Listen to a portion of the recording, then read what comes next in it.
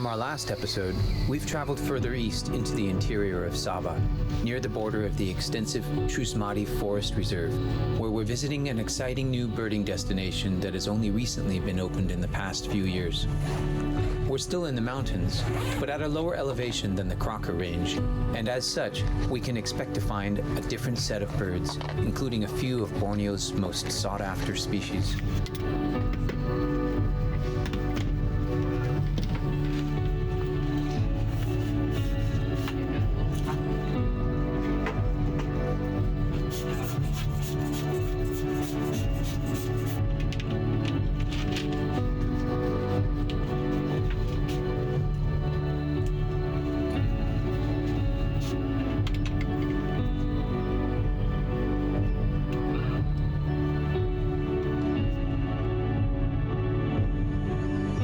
So we're here at the edge of the forest now. It's just about 6 a.m. and as you can hear, this is one of the most magic times in the Borneo rainforest. Everything is waking up. Not just the birds, of course, the insects. We even heard some gibbons in the distance. So it's a very special time to be in the forest. And this is when we get some of our most amazing birds. What we're gonna do right now is we're gonna head down to a hide that's been built inside the forest. It's a very civilized way to do birding because you just sit around and you wait for the birds to come to you. But this hide is very special because they have some extremely shy birds that come there that are almost impossible to see in other ways. One of the gems we're really looking for today is the Bornean endemic Bulwer's pheasant, which the male is famous for having this incredibly pure white tail. Very, very hard bird to see unless you have a specific site that has been dedicated to find this bird, and this is one of those places. So hopefully we'll get to see it today.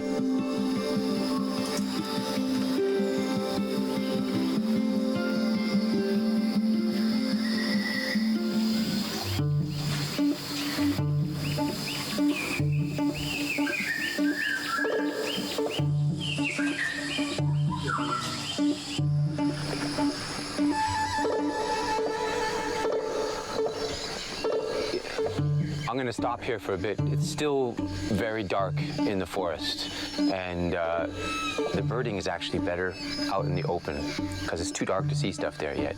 And we can hear a lot of birds going on here. We've got ashy drongos, pennon bulbuls. We heard a few barbets just now. In fact, it's still so dark that you can even hear a few frogs still calling. So we're still getting a few elements of night. Now there's a mountain tailor bird calling over there.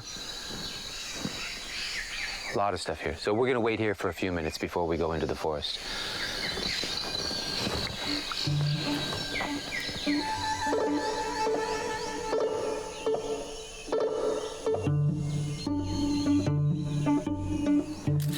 Nearby our hide, we were shown an active nest of a pennon bulbul, where we could observe the parent birds returning to feed a lone nestling.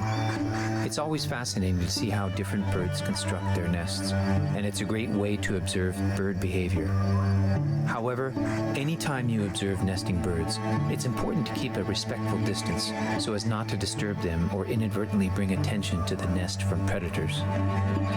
So a good birder can do most of their birding by sound. Like here we have at least 20 species. You don't even have to see them, you know that these birds are here already. We haven't heard the Bulwer's pheasant yet, but we've heard a lot of other good birds. Well, it's like remembering words like a language, you know. The more time you spend listening to it, the more you remember. Learning actually in the forest is easier than that. You just need to spend a lot of time.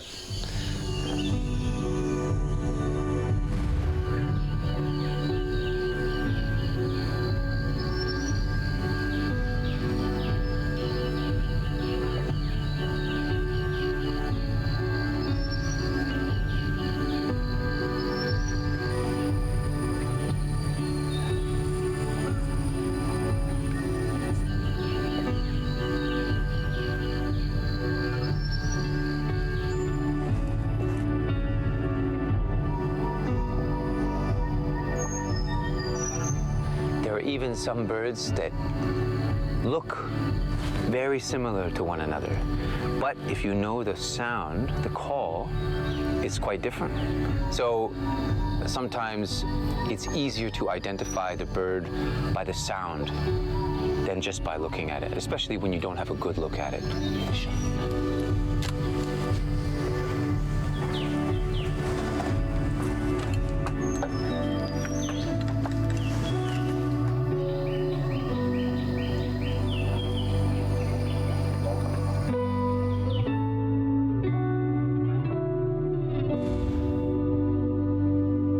Like most other partridges, the crested partridge is monogamous and mates for life.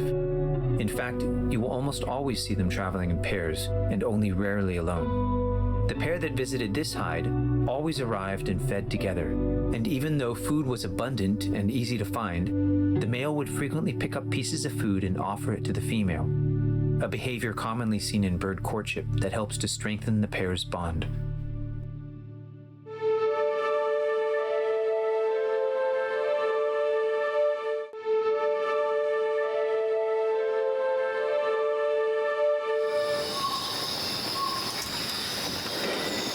Pittas are some of the most colorful birds of the rainforest floor. They're so treasured by birdwatchers that they're sometimes called the jewels of the forest. 9 species of pittas can be found in Borneo, 4 of which occur nowhere else on Earth. They're all brightly colored birds that hop about on the rainforest floor, searching for insects and other small invertebrates to feed on. They're also extremely shy and can often only be seen with a great deal of patience, but seeing one is always worth the effort. There are a lot of wildlife photographers that don't know the sounds much. Maybe they hire a local guide. And of course, if you're going to a location like this, that everything is set up for you already, you don't have to know.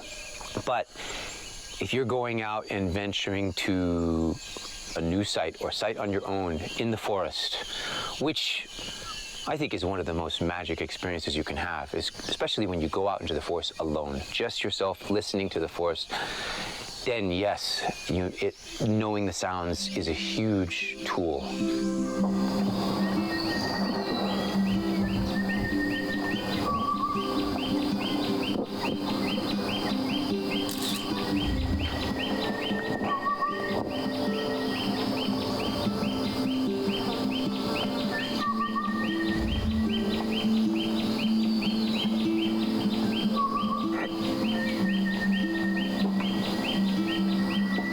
Some birds can hear higher sounds than we can.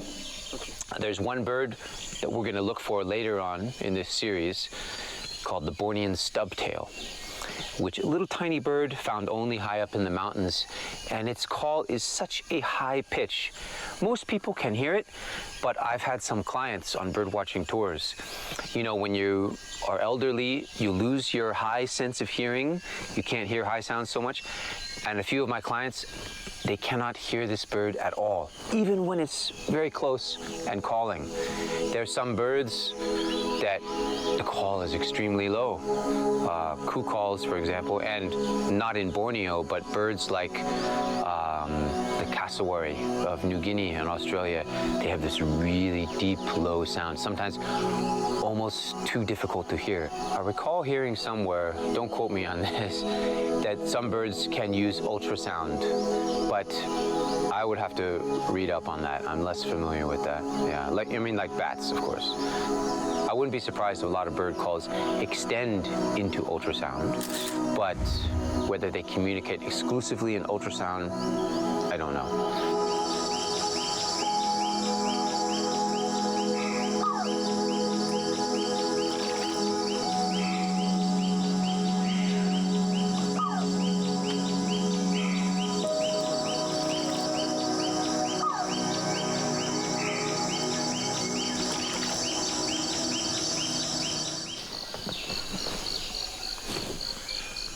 There was a really low call, the mountain imperial pigeon we were just listening to.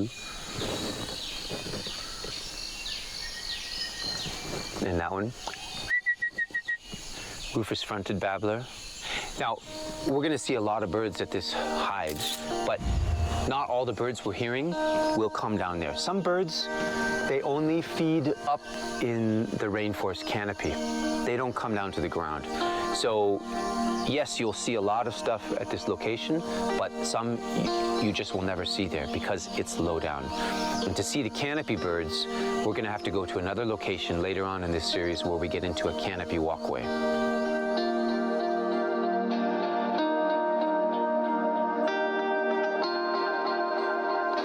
There are a lot of birds that can mimic sounds that they hear, but there are many other birds that can mimic as well.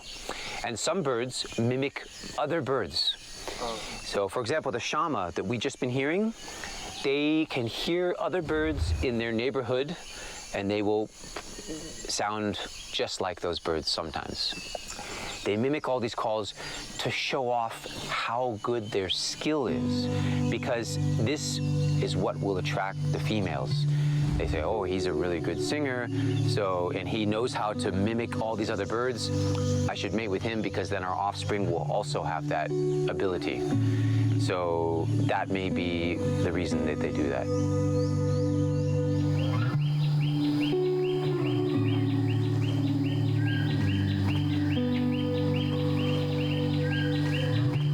So we've been in the hide here since about 6:30 this morning, and we've seen some amazing birds. We've had crested partridges, red-breasted partridges, Bornean banded pittas, incredibly beautiful birds, and quite a few others, including several species of mammal. We've had tree shrews, squirrels, multiple species of each.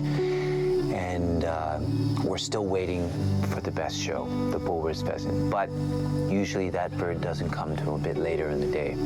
So we're going to wait a couple more hours, and we might even have to wait till after lunch to see the Bulwer's. We've heard it calling in the distance, but it doesn't seem ready enough to come to this location yet. So, but that's okay, because there's plenty of other amazing birds to photograph here.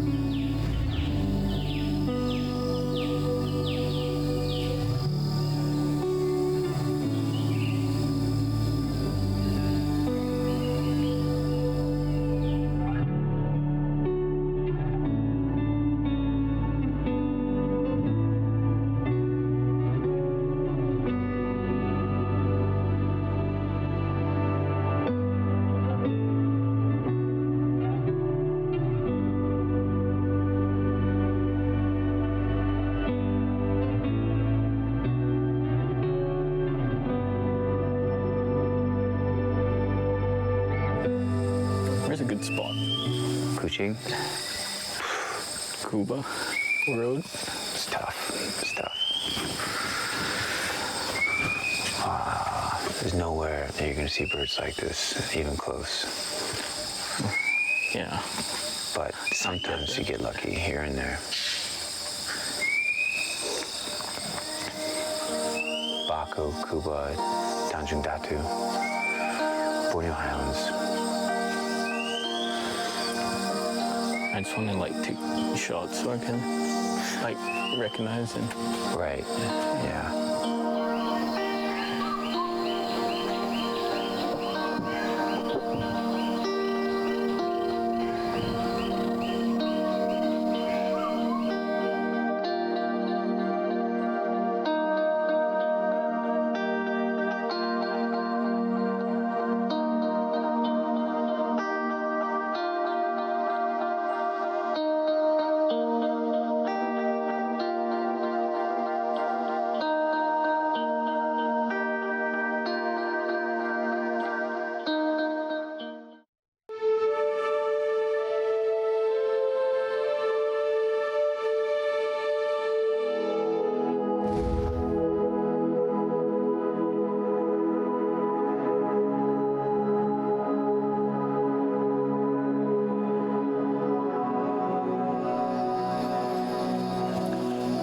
Been here about an hour and a half.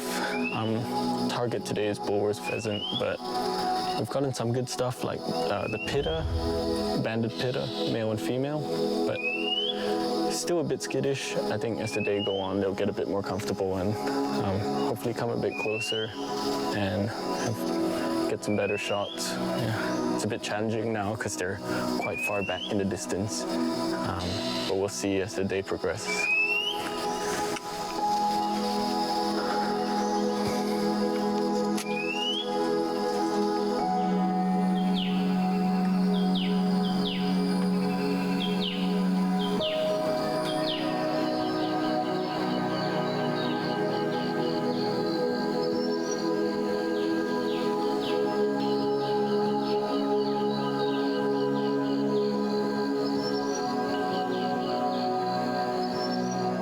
We've been lucky with the weather so far, actually. No rain today. And also, what a lot of people might find surprising is it hasn't been too sunny.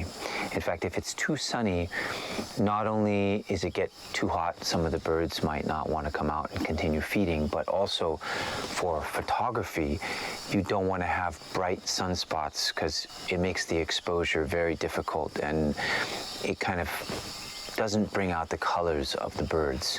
When we have cloudy weather, kind of like it is right now, even though the shutter speed of the camera needs to be a bit slower, you get more even colors, and it really brings out the plumage of a lot of these birds.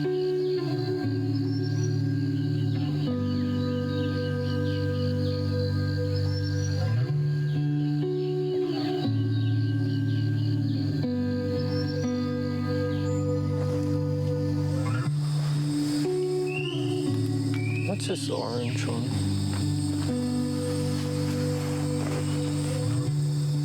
Yeah, that's the female Dayak blue flycatcher. Ah, right. Until just a few years ago, the Dayak blue flycatcher was considered a subspecies of a more widespread bird, the hill blue flycatcher, also known as the Javan blue flycatcher. The male is orange underside as well. Also, but the back is blue. But he hasn't been coming around much. It's just been mostly the female. These splits in species are a recurring trend in taxonomy and are particularly relevant to Borneo's birds, where ornithologists are finding more and more reasons to distinguish local variants of birds as endemics.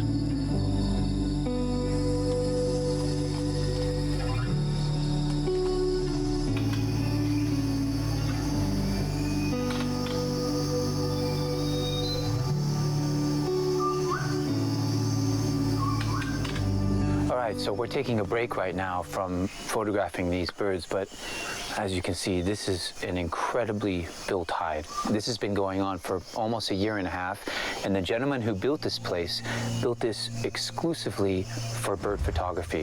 Of course, the highlight is the Bulwer's pheasant that we still hope is going to show up this afternoon. And before this hide was built, you would need to go deep into the forest and spend many days waiting, even just to get a glimpse of this extremely shy bird. So this is now one of the most famous places and easiest places to see it. Not every bird photographer has the luxury of time to go and spend weeks into the forest to try and find these birds. So this type of hide makes it possible for a lot of people to come and enjoy these amazing endemic species that Borneo has to offer. When you're waiting for birds in the forest, you may have a target species that you're looking for in particular, but even if you don't get that target species, there's always something to look at. For example, we've only heard the Bulwer's pheasant this morning, but we've seen so many other birds: Temminck's babblers, gray-throated babblers, gray-hooded babblers, orange-headed thrushes, even the Bornean banded Pitta. All these are fantastic birds. So whether or not we get the Bulwer's, it would be the icing on the cake, but of course, anytime you step into the forest like this, you're going to find something interesting.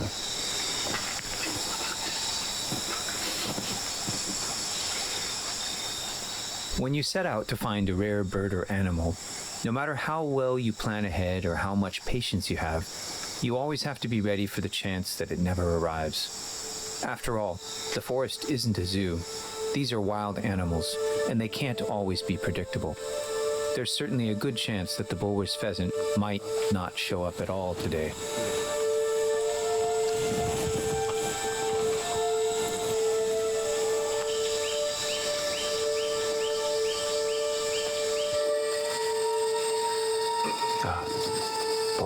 calling in the distance. Finally, after waiting about 10 hours in this hide, we got a glimpse of this bird. The Bulwer's pheasant came out of the forest, and the first thing we noticed was this incredible white tail.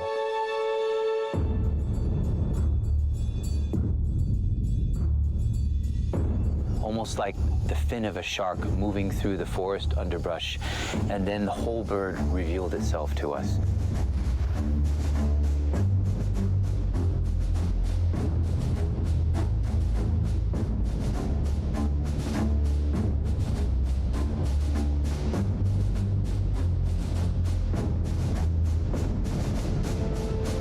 Seeing this is almost like seeing a spirit of the forest come out into full view. It was just absolutely a magic moment. This bird, it's hard to emphasize how difficult it is to see in some other places, but being able to get amazing photos and footage of this bird in plain view was really a special moment. One of the things that the Bulwer's pheasant did while we were watching it was call to advertise its territory and advertise for a mate. And when the male bird gets excited, he shows off this incredible white tail that he expands. And at the same time, the blue wattles on his face become engorged with blood, and they expand to form this blue crescent, which is very unusual to see this. And we're very fortunate to be able to witness this today.